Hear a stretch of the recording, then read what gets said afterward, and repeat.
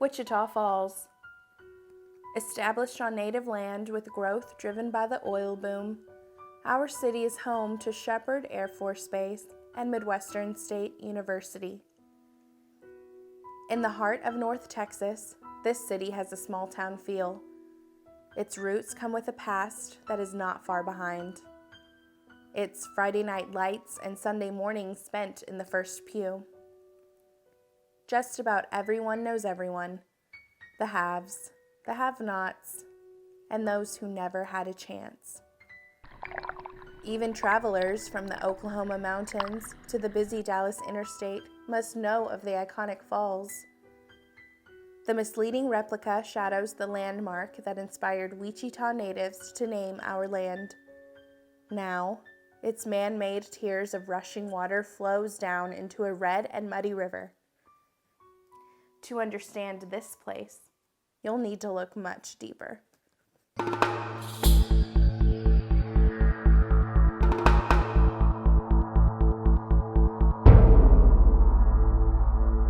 My name is Julie Coley, and I know where all the bodies are buried. I am the owner of Historical Tours of Wichita Falls, and I'm also the author of 8 books. What we're going to do is we're going to drive up a little ways. We're going to get out. I'm going to tell you a couple of stories. Then we'll get back in our cars, drive a little further. We'll get out and do some more stories. So if y'all are ready, everybody go get in your cars, and we will take off. My husband Jeff and I started photographing the entire cemetery back in 2005. I have right around 10,000 photos, but there are 17,000 people buried in this cemetery. So there's 7,000 people without a headstone or marker of any kind. When my husband and I first saw the headstone of Thomas Kieran Hollander, it intrigued me so much because on the headstone it said, "Shot in the back by a coward." Apparently his grandchildren did the headstone because it said grandfather on the headstone. So I was so intrigued that we went to the library, we looked up the murder story and saw how he was killed. And then we were just scrolling through some other papers on microfilm and saw front page of murder, murder, murder, murder. So I started collecting murder stories, and after I had about 20 or 30, I thought, geez, I can write a book about this. So I would go from time to time and look up different murders and copy the stories. And my first book actually has 114 murders in it, and it took me about 2.5 years to compile everything and write the story, and that's what got me started. We average about 7.5 murders per year, which the national average, if you look it up the FBI, they'll show 4.2 to 4.9 per 100,000. So we're a little bit above average. These situations have probably been occurring as long as there have been thinking human beings. I think anybody who has the sense that they feel like they can murder someone is going to have things that they did or that they felt that will never come out in any murder. Alba Randall Hirsch had a premonition that something bad was going to happen that night. Her ex-husband, Frank Hirsch, had threatened Alba's life many times.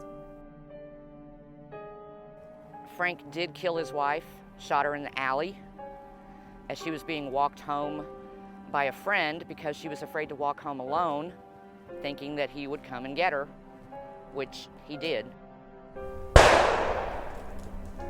He shot her and killed her. He shot himself in the head thinking that he was going to die, and he lived his life as a blind man. There wasn't a dry eye in the courthouse, even amongst the jury, when Mary Hirsch, the 13-year-old daughter of Alba and Frank Hirsch, was called to testify. She stated that on the night of the murder she was present, and her mother was on her knees begging Frank Hirsch not to kill her. But her father said to her mother, "Alba, I've got you now. I told you I would get you." And then he shot her again. Probably the stories that have the most impact on me are the ones where children were involved. The mothers were murdered, and the children were either there or ended up not having a mother and had to be farmed out to different relatives. That's the most heartbreaking of all. Years ago, You would go to a family violence call every Friday night. You got to know the people. You got to know their first names, their last names. You knew you were going there Friday night and Saturday night. There's nothing you could do, because if the wife or the girlfriend did not want to make a report or did not want to file charges, there was nothing you could do. And you'd simply walk away, and then you'd see them Saturday night and talk to them again. Back in the, I believe it was in the early 90s, they changed the law to family violence, where now somebody must go to jail if their family violence occurred. We all have the ability to be pushed too far. Now, the threshold for being pushed too far is different with everyone.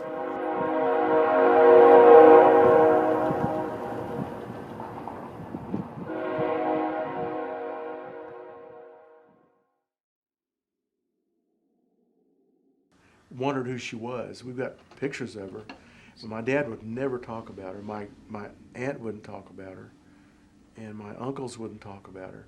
So I figured something's going on here. Well, Katie had gone to someplace to get a coat, and by happenstance she happened to meet William in the shopping area, I guess. And they spoke, and I don't know, you probably know more than I do about what happened after that, how they got to the house, because you were reading it to me and I can't Well, they remember were walking exactly. along and Yeah. they met each other, and so they went back to her Her apartment, apartment, yeah. and he had a gun in his pocket. Well, there was an argument that ensued, and Yes. I think there was something like, I can't remember, we read the deal about where maybe she didn't want to go back to him or something. Well, now that's all speculation. Speculation is that they had like a quarrel, Yeah. a lover's quarrel. We don't know if it's true or not. He shot her 4 times. I just thought, since after we found out that she was murdered, I thought, man, I got this fire to find out what's going on. And we'll never find out. And I just really I would really love to just talk to her or see her. I've cried about it before. Sometimes you worry about what family members are going to say, but for the most part, most of the family members love the idea that I'm digging into and writing the story. I really thought that they would be against it, and I sometimes hesitated to contact family members because then you get one side of a story, not 2 sides. But most family members learned from my research what truly happened. Even though it's a town of over 100,000, everybody knows somebody. You've seen in some murder cases where the whole community gets together and backs the family and offers financial support. And you don't see that in bigger communities, so that's the neat thing about Wichita Falls. It has taken me so long to research and do each book, but I want to make sure that I got it right. And oftentimes I would just write the story based on the legal documents that I was able to find, because when you talk to family members, you get a 2-sided story or different side of the story. And I didn't want that. I wanted the legal side of the story.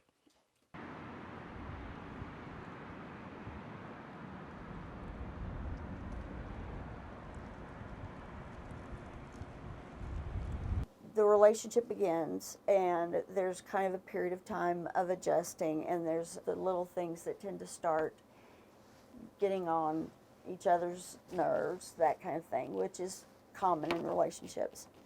But in cases that unfortunately can end in those situations, is the individual goes through a process, and it goes beyond that point where they're just thinking about, this is annoying, this bothers me, that kind of thing. And they start actually experiencing fantasies about harming the spouse. Does everybody know who the Burns family is? If you don't, raise your hand. Do you know the Fantasy of Lights at Midwestern? Lillian Burns and her husband used to put decorations up in their yard at their home at Clarinda and Harrison. Bobby Burns, their son, made arrangements to get them back to Wichita Falls and to MSU. It's really an expensive venture that they have taken on, But it's because of these people, the Burns, that we now have the Fantasy of Lights. Now to the last headstone on our tour, and the deaths that have left so many unanswered questions for 35 years. You recognize the name again, Burns. This is Bobby Burns. He was the only son of Lester and Lillian Burns, where we started our tour. The Burnses lived in the house over on Southwest Parkway and Lake Park Drive, where all the horses are. Is everybody familiar with that house? Okay, that's where Bobby and Abby Burns lived at the time. Rather than putting this in my own words, I'm going to read you an email that Mike Krieg wrote to me in his own words. And he said, I worked at Gold Cross Ambulance while I was in college at Midwestern. One Friday afternoon, we got a call to go to the Burns' house. On entering the room, I saw twin beds to the immediate left. On the nearer bed lay a man on his right side facing away from the other bed. It took me just a moment to realize that he'd been shot. On the other bed laid a woman, arms crossed in repose. There was absolutely no indication that she was deceased. The shooter had stood at the foot of Bobby's bed and fired into his head as he slept. It was obvious that Bobby didn't wake up. Next came the task of moving Abby onto a road cot for transport. She was wearing a sheer gown, and it was neatly pulled down below her hips and waist to cover her thighs. There was absolutely no blood visible anywhere on her or the bed. By the way, there was no hole in the gown. None. The doctor discovered the wound first. He found one bullet hole 2 inches above the navel. And the reason there'd been no blood was that there was about 1.5 feet of bowel had been extruded through the wound and had blocked the exit. Abby was a professional model before she married Bobby. She was an immaculate lady who was always dressed to the hilt. The gown that she was wearing that night was from Neiman Marcus. And I can absolutely see Abby carefully planning her death, shooting herself, covering herself with the covers so that she could be found presentable, and with a gun in her hand, waited to die. And one thing that differs from Mike's recollection is the police report that stated her arm was hanging off the bed with the gun on the floor below. As far as Mike seeing Abby's hands crossed over her chest, I would assume somebody did that before the ambulance crew got there out of respect. I guess the only person who knows for sure what happened that night was Abby Burns.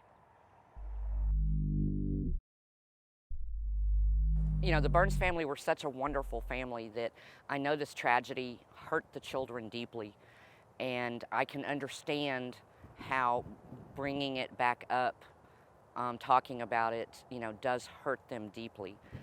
But I would rather tell the real story than to talk about any of the rumors. In terms of the span of time over human evolution, we have a very brief window of time actually that's where we've begun to study this scientifically and try to understand it. So when you think about the earlier cases, there were probably a lot of elements of those cases that were similar to a case that would happen now, especially when people are under conditions of extreme stress. And that can come from anywhere. It can come from work, it can come from family, it can come from other kinds of places.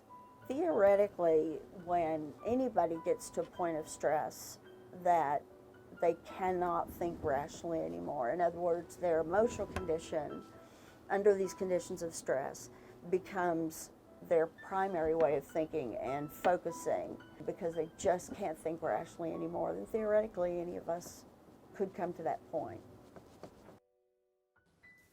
These stories and the city of Wichita Falls share a past. Their violence and power is a reminder where we have been. Families move on.